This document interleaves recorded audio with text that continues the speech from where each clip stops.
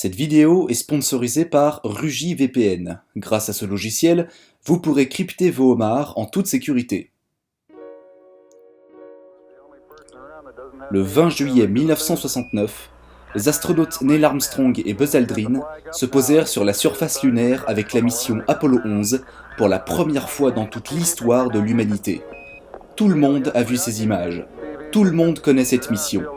Tout le monde est capable de reconnaître cette fameuse phrase qui marqua à jamais la conquête spatiale. That's one small step for man, one giant leap for mankind. Cette vidéo est postée le 20 juillet 2019, soit 50 ans jour pour jour après cette mission. Rendez-vous compte, l'homme a marché sur la Lune il y a maintenant un demi-siècle. Ça paraît à la fois tellement proche et en même temps tellement loin. Pourtant, une question revient assez souvent de la part du grand public. Comment se fait-il, après cet exploit technologique, que nous sommes jamais retournés sur la Lune ? Comment se fait-il que 47 ans après la dernière mission lunaire habitée, la Lune est restée inhabitée ? C'est ce que nous allons voir dans cette vidéo. Bienvenue dans ce premier épisode de cette nouvelle saison du Petit Astronome.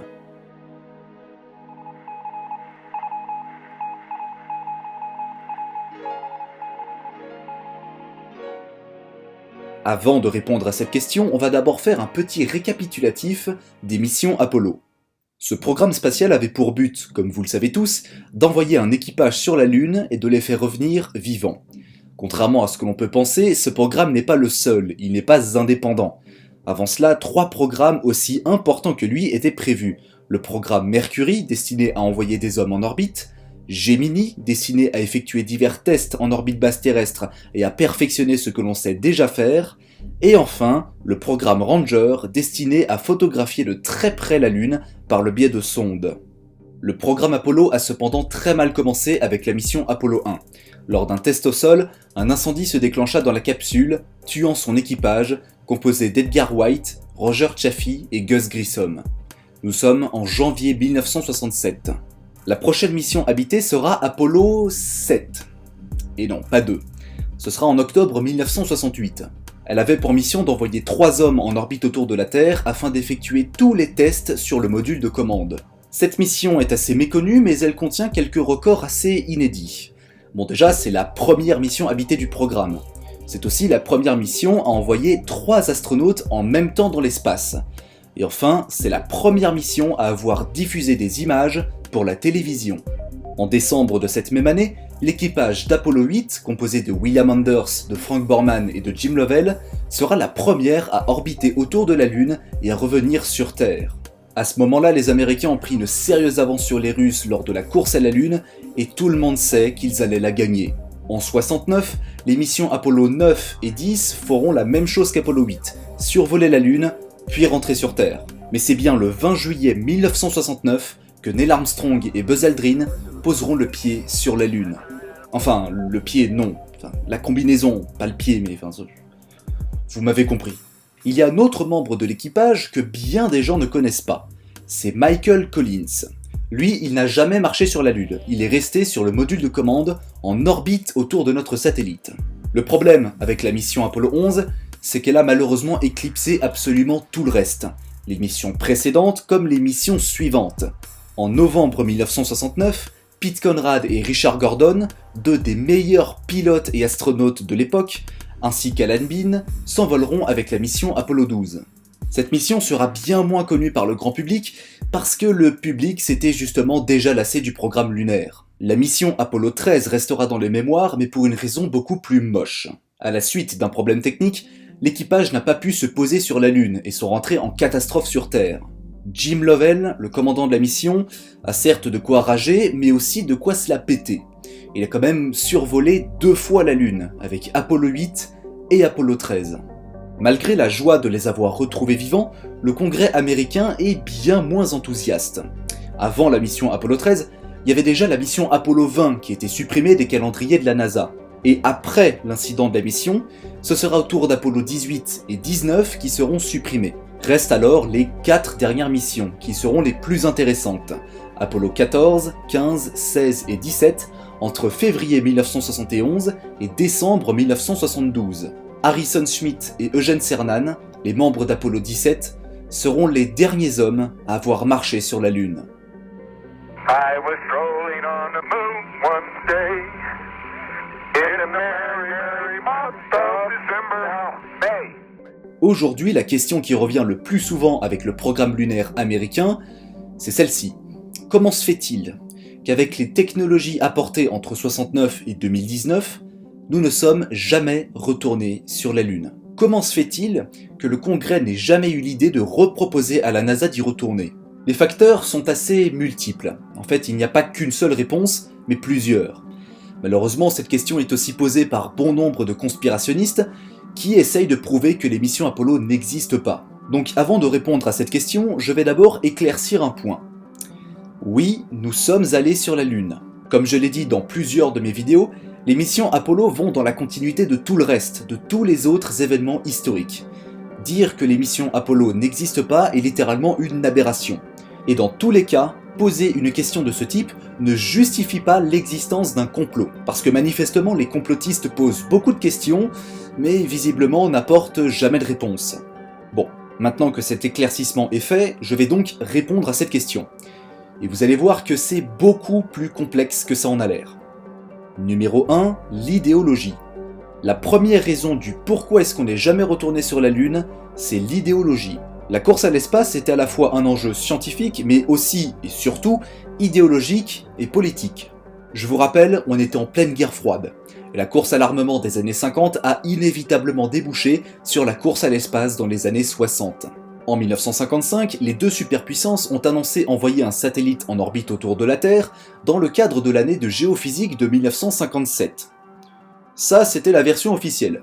Mais officieusement, tout le monde sait que c'était avant tout pour montrer qui avait la plus grosse. La plus grosse sonde. Hein. Ainsi, de fil en aiguille, toutes les autres missions spatiales qui en découlent étaient une sorte de concours idéologique pour déterminer qui était la plus grande nation du monde. L'espace est littéralement devenu un terrain de jeu pour les deux pays. Eh bien Apollo, c'est pareil. Le gouvernement américain et la NASA voulaient aller sur la Lune avant les Russes pour montrer qui était la plus grande nation du monde.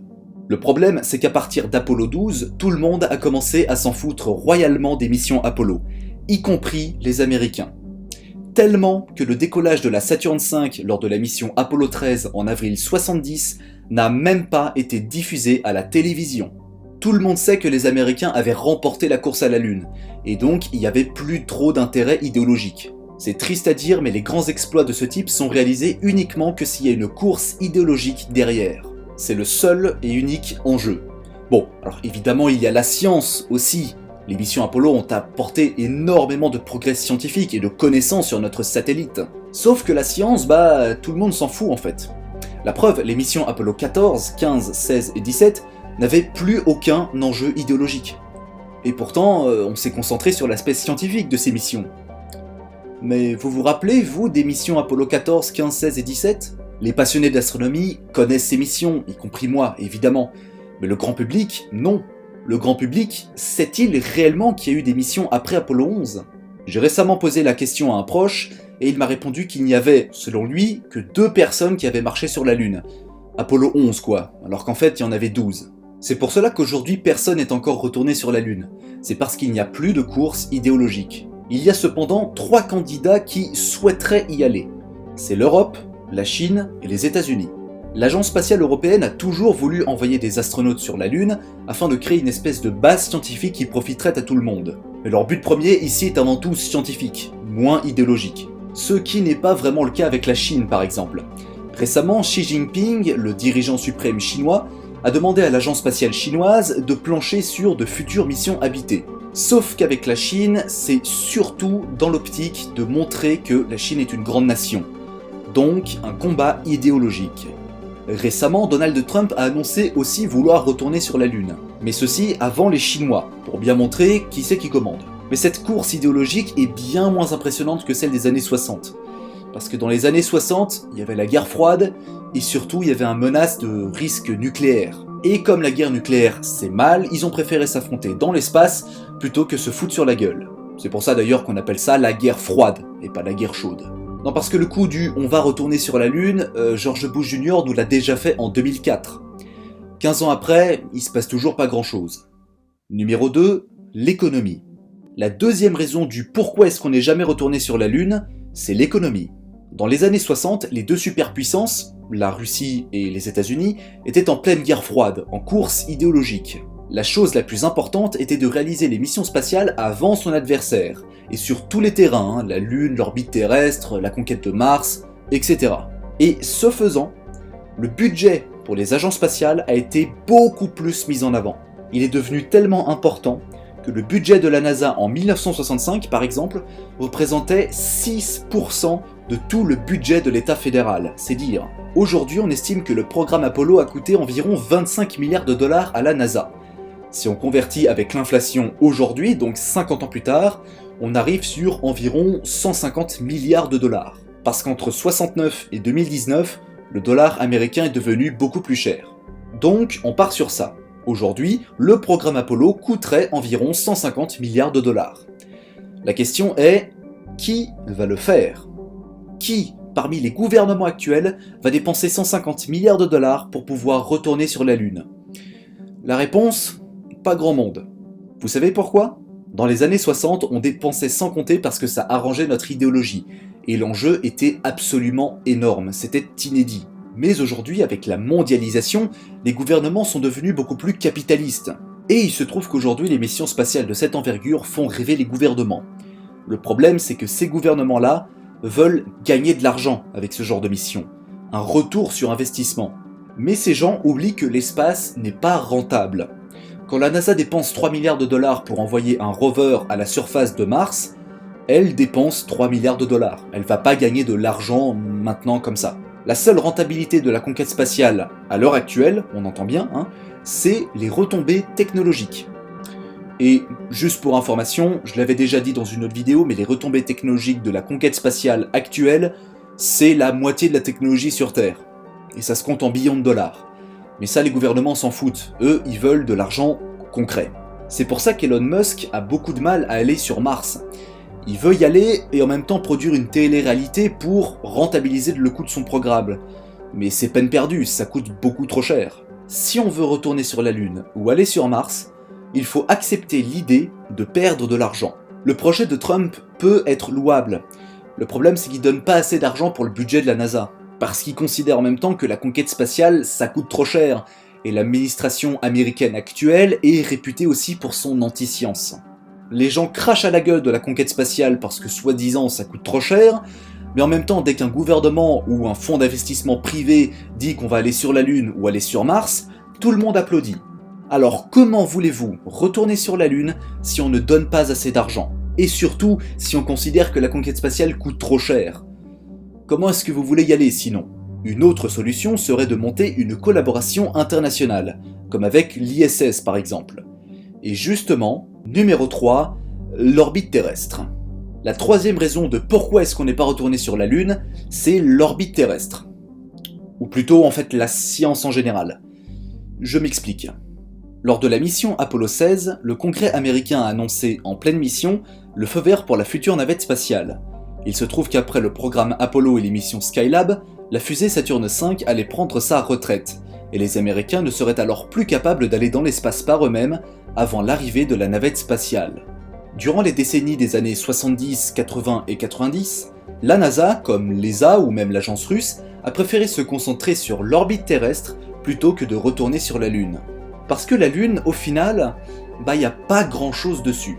Alors on la connaît assez mal la Lune, mais c'est pas en y allant, et surtout en donnant des humains sur la surface lunaire, que forcément on va encore apprendre beaucoup de choses. Ce que je veux dire, c'est que la surface lunaire est principalement composée de régolithes. En gros, c'est de la poussière volcanique. On a récemment trouvé de l'hélium 3 sur la Lune. En gros, c'est un atome d'hélium mais avec un nucléon en moins. Cet élément nous permettrait de satisfaire notre besoin énergétique sur Terre par le biais de la fusion thermonucléaire. Et c'est pour ça que certains gouvernements veulent retourner sur la Lune. Sauf que ça n'est pas pour tout de suite. Et on ne sait même pas si ce genre de projet est réalisable dans le futur ou pas. Puis bon, la fusion thermonucléaire, c'est pas encore gagné. On est toujours au stade de la fission, mais la fusion est encore réservée au cœur des étoiles. Aujourd'hui, il n'y a plus d'idéologie. Mais quand on explore une planète comme Mars, par exemple, ou notre satellite, la Lune, c'est avant tout dans l'objectif de récolter des données. Et pour récolter des données, quoi de mieux que les robots? Un robot, c'est autonome, ça avance grâce à l'énergie solaire, et puis c'est pas si cher que ça. Le rover Curiosity de la NASA se balade sur Mars depuis 2012, et il est toujours en activité. Le facteur humain est quant à lui beaucoup plus cher, parce qu'un astronaute, ça a besoin de boire, manger, dormir, etc. C'est pour ça que les missions spatiales actuelles qui se déroulent sur d'autres corps célestes que celui de la Terre, Mars, Titan, la Lune, etc., se déroulent avec des robots, parce que c'est plus efficace, et surtout, ça coûte moins cher. Mais même si les astronautes ne sont pas encore retournés sur la Lune, ils ont déjà bien à faire avec l'orbite terrestre.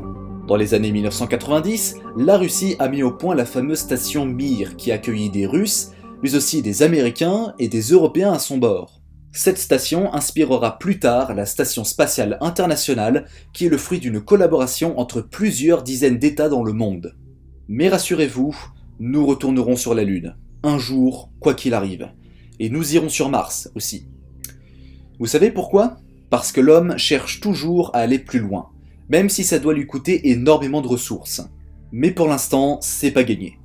Et qu'on se le dise, les prédictions des gouvernements qui disent qu'on devrait aller sur la Lune dans 5 ou 10 ans ne seront pas respectées, tout simplement parce que les délais sont trop courts. Mais il ne faut pas pleurer sur notre sort pour autant. Aujourd'hui, Michael Collins et Edwin Aldrin coulent des jours heureux à l'âge de 88 et 89 ans. Il y a un demi-siècle, ils étaient là-haut, avec leur copain Neil, qui malheureusement est décédé en 2012. Jusqu'en décembre 2022, nous aurons l'occasion de fêter les 50 ans de toutes les missions Apollo. Alors profitons-en. Cet épisode est à présent terminé, j'espère qu'il vous a plu, et si c'est le cas, n'hésitez pas à le partager sur vos réseaux sociaux préférés.